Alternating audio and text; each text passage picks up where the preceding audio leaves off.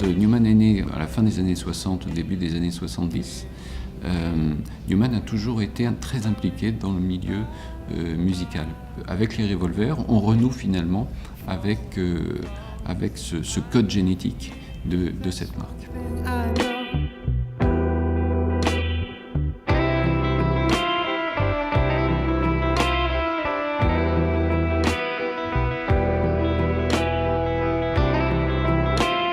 Ce qui était très étonnant, c'est que à la fois dans la musique, dans le style musical et dans leur comportement et dans leur style vestimentaire, les Revolvers étaient calés sur quelque part notre vision et ma vision de l'homme Newman.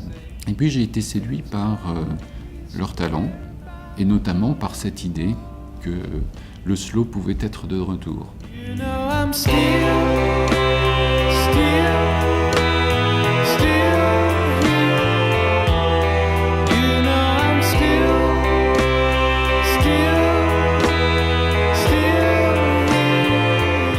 Donc, depuis quelques mois, une idée nous travaille à l'esprit, c'était de faire un clip avec ce groupe et de le rendre interactif. C'est-à-dire qu'on se dit, tiens, c'est génial, si on voit tel chanteur et qu'on devient fan ou qu'on est déjà fan, ça serait quand même génial de pouvoir acheter ce qu'il porte. Et donc, on a créé une ligne spécifique au Revolver, et quand on regarde le clip sur internet, on peut cliquer sur la veste, sur le t-shirt, sur la chemise ou sur le pantalon, et on peut acheter sur le site de Newman en direct les vêtements des Revolver.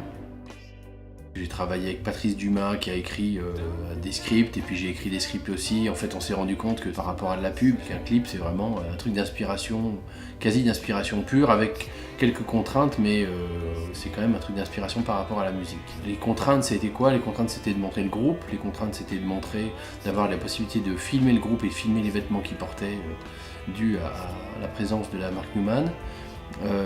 Et puis surtout d'avoir quelque chose qui match, qui colle bien à la musique, et qui fasse que la musique et l'image deviennent indissociables. Donc pour moi, c'est la recette d'un clip réussi.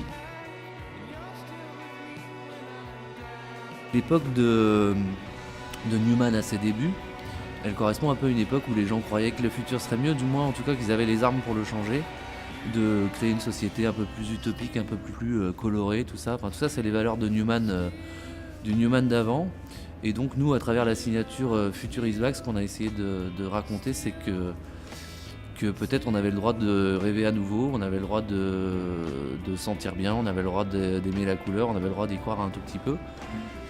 Et on a essayé de redonner vie à ces valeurs-là, qui sont quand même celles de la marque du début, quoi.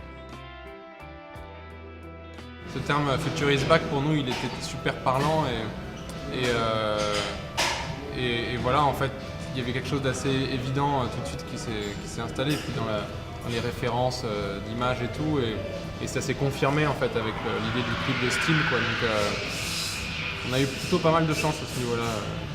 Ça aurait pu moins bien se passer.